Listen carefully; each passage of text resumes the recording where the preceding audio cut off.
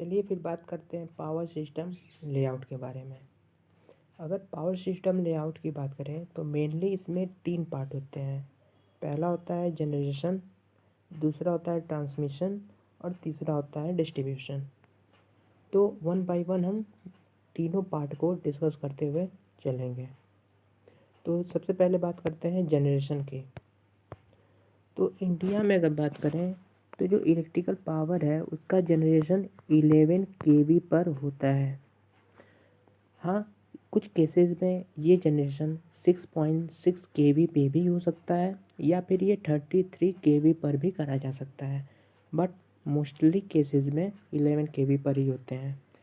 ठीक है, फिर हमारा नेक्स्ट स्टेप आता है इस 11 केवी के वोल्टेज को हाई वोल्टेज में कन्वर्ट करना।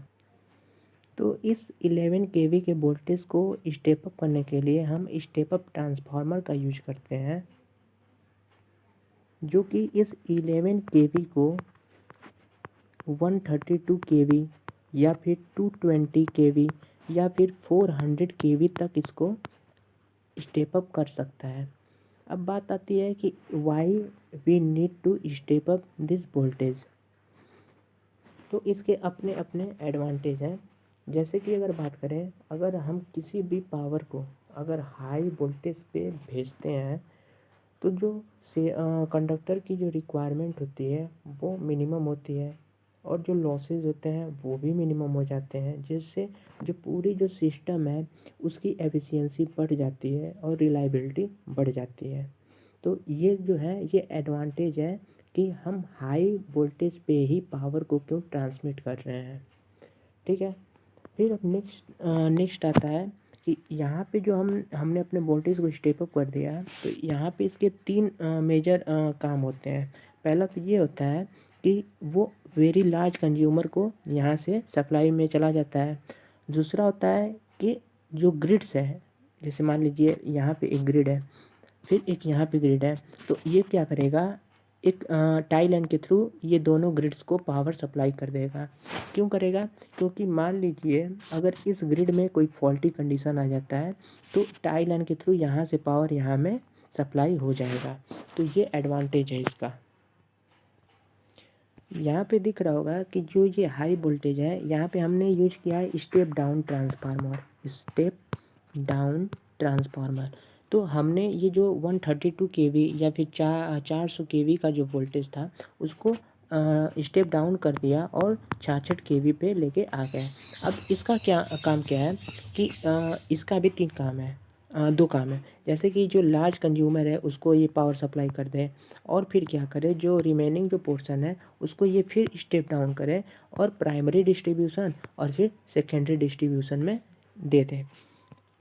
सेकेंडरी डिस्ट्रीब्यूशन में भी फर्दर कई टाइप होते हैं, जैसे कि उसमें होता है फीडर होता है, फिर बात करें डिस्ट्रीब्यूटर होता है और फिर सर्विस मैन होता है। इसमें याद रखने वाली पॉइंट ये है कि जो लार्ज कंज्यूमर है उनको मोस्टली 66 केवी की सप्लाई दी जाती है।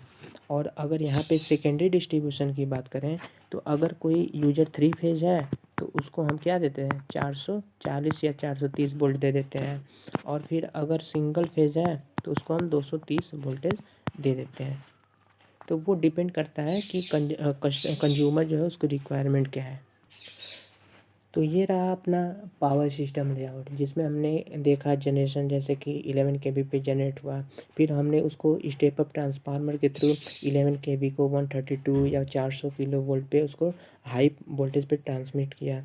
फिर वहाँ से हमने क्या किया कि जो पावर है उसको दूसरे ग्रिड्स में उसको ट्रांसमिट कर दिया और जो रिमेनिंग पोर्शन है उसको सब ट्रांसमिशन लेवल में दे दिया। फिर उसको फर्दर हमने रिड्यूस किया और वो प्राइमरी डिस्ट्रीब्यूशन और सेकेंडरी डिस्ट्रीब्यूशन को चला जाता है। हाँ, इसमें सेकेंडरी डिस्ट्रीब्यूशन में जो मैंने बताया इसमें 3 पार्ट होते हैं, उसको डिस्कस कर लेते हैं। तो पहला पार्ट है फीडर, दूसरा है डिस्ट्रीब्यूटर और तीसरा है सर्विसमैन। तो चलिए देखते हैं what is feeder and what is distributor and what is serviceman. तो सपोज ये दिख रहा होगा एक सब स्टेशन है।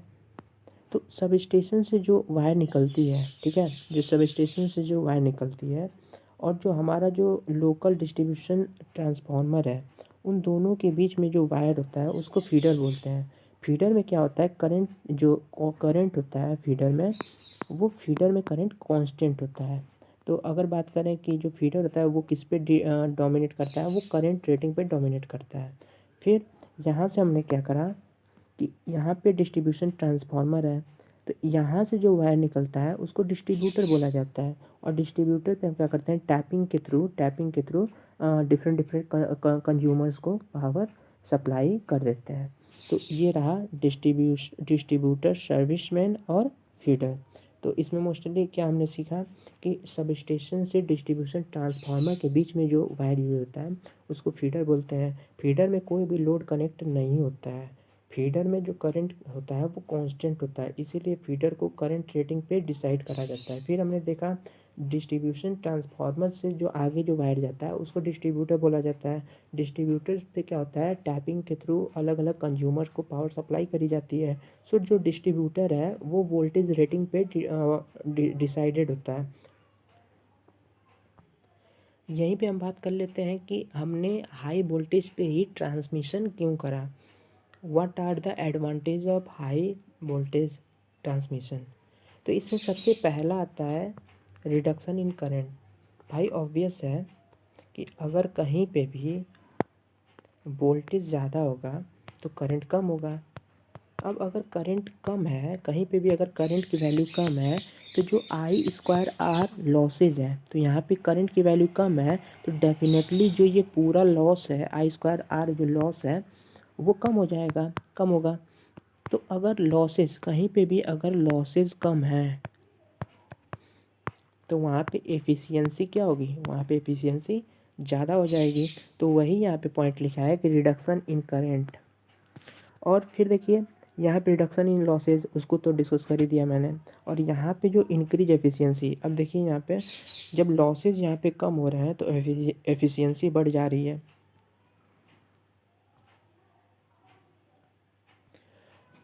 अच्छा, करंट रिड्यूस हो जाने से एक एडवांटेज और है कि जैसे अगर बात करें कि पावर सिस्टम में जो प्रोटेक्शन होता है वो भी एक मेजर इशू होता है। प्रोटेक्शन किसके थ्रू करा जाता है, सर्किट ब्रेकर के थ्रू, रिले के थ्रू, फ्यूज के थ्रू, आइसोलेटर के थ्रू। तो ये जितने भी प्रोटेक्टिंग इक्विपमेंट है होते हैं उनको करंट रेटिंग के बिहाफ पे डिसाइड करा जाता है। तो अगर कहीं पे भी अगर करंट की वैल्यू कम होगी तो हमें कम रेटिंग के प्रोटेक्टिंग इक्विपमेंट की ज़रूरत होगी। तो अगर कहीं पे भी कम रेटिंग की प्रोटेक्टिंग इक्विपमेंट है तो उसकी जो कॉस्टिंग होगी वो भी कम होगी। तो करंट कम होने से क्या क्या फ़ायदा हुआ, पहला तो लॉसेस कम हो गया जिससे एफिशिएंसी बढ़ गई। दूसरा क्या हुआ कि जो हमारे प्रोटेक्टिंग इक्विपमेंट है उनकी कॉस्टिंग भी कम हो गई। ठीक है, तो ये दो फायदे हैं। अब फिर लास्ट इसमें सबसे आता है इंक्रीज पावर हैंडलिंग कैपेसिटी। ठीक है, तो ये सारे एडवांटेज थे कि हम हाई वोल्टेज पे ही ट्रांसमिशन क्यों करते हैं। एक इसमें और है कि reduction in volume of conductor, जैसे इसको डिस्कस कर लेते हैं। जो कंडक्टर का वॉल्यूम होता है वो इनडायरेक्टली प्रोपोर्शनल टू वोल्टेज के स्क्वायर होता है। ठीक है, तो अगर कहीं पे भी अगर ज़्यादा वोल्टेज होगा तो कंडक्टर की रिक्वायरमेंट कम हो जाएगी, जिससे हमारा क्या होगा, सेविंग ऑफ कंडक्टर। और अगर कहीं पे भी सेविंग ऑफ कंडक्टर है यानी कंडक्टर कम लगेगा, तो कंडक्टर कम रहेगा तो उसे रेजिस्टेंस भी कम रहेगा। ठीक है, चलिए फिर इसी में बात कर देते हैं द करंट वार। करंट वार यानी कि 90 जो 80 60s और 80 70s के टाइम पे क्या हुआ था कि एसी और डीसी के बीच में वो हो गया था, वार हो गया था। जैसे कि जो हमारे थॉमस अल्वा एडिसन थे, जो जिन्होंने बल्ब का इन्वेंशन करा, वो क्या करते थे, वो डीसी को प्रेफरेबल मानते थे। ठीक है, तो उस टाइम पे जो पावर का ट्रांसमिशन होता था वो डीसी पर ही होता था। लेकिन जो ये कंपनी थी वेस्टिंग हाउस कंपनी, जिसमें टेस्ला काम करते थे। ठीक है, ये टेस्ला वहाँ पे काम करते थे। तो उनको क्या करें कि उनका ये आइडिया आया कि क्यों ना इस डीसी ट्रांसमिशन को एसी ट्रांसमिशन में कन्वर्ट कर दिया जाए। क्योंकि उस टाइम पे ट्रांसफार्मर अवेलेबल था। तो हम क्या क्या करते थे कि उस एसी को अगर मान लीजिए हाई वोल्टेज पे ट्रांसमिट करना है लॉन्ग डिस्टेंस के लिए, तो ट्रांसफार्मर के थ्रू आप इजीली उसको स्टेप अप कर सकते हैं। लेकिन जो ये एडिसन साहब थे, उनकी भाई खुद की रॉयल्टी थी मार्केट में, उनका खुद का रिस्पेक्ट था कि नहीं, मैं डीसी को प्रिफरेबल मान रहा हूँ, तो डीसी अच्छा है। तो उन्होंने क्या किया, लोगों के बीच में मिस इन्फॉर्मेशन फैलाने लगे कि नहीं, जो ये एसी करंट है वो बहुत ही ज़्यादा डेंजरस है। हाँ, ऑब्वियस है एसी करंट डेंजरस है, बट इन्होंने क्या करा कि वो एसी के शॉक देने लगे वहाँ पे जो एनिमल्स थे जो, तो वहाँ पे क्या किया इन्होंने, एनिमल्स को इलेक्ट्रिक शॉक देने लगे, जिससे कई सारे एनिमल्स की मृत्यु हो गई। तो लोग ये सोचने लगे कि नहीं भाई, एसी बहुत ही ज़्यादा डेंजरस है। बट हुआ क्या, 1893 में शिकागो वर्ल्ड फेयर यानी शिकागो में एक मेला लगा था, ठीक है। तो वहाँ पे क्या था, लाइट का अरेंजमेंट करना था। वहाँ पे लाइट का अरेंजमेंट करना था, तो वहाँ पे पूरे अरेंजमेंट की एक नीलामी हुई कि भाई तुम कितने में अरेंजमेंट करोगे, तुम कितने में अरेंजमेंट करोगे। तो ये जो एडिशन साहब थे उसमें क्या करे, ये 5,54,000 US$ की डिमांड रखे थे कि नहीं भाई, मुझे अगर इलेक्ट्रिसिटी यहाँ पे प्रोवाइड करनी है तो मुझे 5,54,000 US$ चाहिए ही चाहिए। बट जो टेस्ला थे, उनकी जो कंपनी थी वेस्टिंग हाउस, उस कंपनी की रिक्वायरमेंट सिर्फ और सिर्फ 3,99,000 US$ की थी। तो ऑब्वियस है भाई कि जो टेस्ला है, उनकी जो टेस्ला है उनका जो वो था रिक्वायरमेंट। तो जो शिकागो वर्ल्ड फेयर था उसमें इलेक्ट्रिसिटी प्रोवाइड करने का जिम्मेदारी टेस्ला जी को चला गया। तो इन्होंने उतने ही कॉस्टिंग में पूरे फेयर में इलेक्ट्रिसिटी प्रोवाइड कर दी। तो इसमें हुआ क्या कि कॉस्ट भी कम रहा, ठीक है। तो वहाँ से फिर ये जो एसी का जो ट्रांसमिशन है वो स्टार्ट हो गया, ठीक है। तो यही है करंट वार।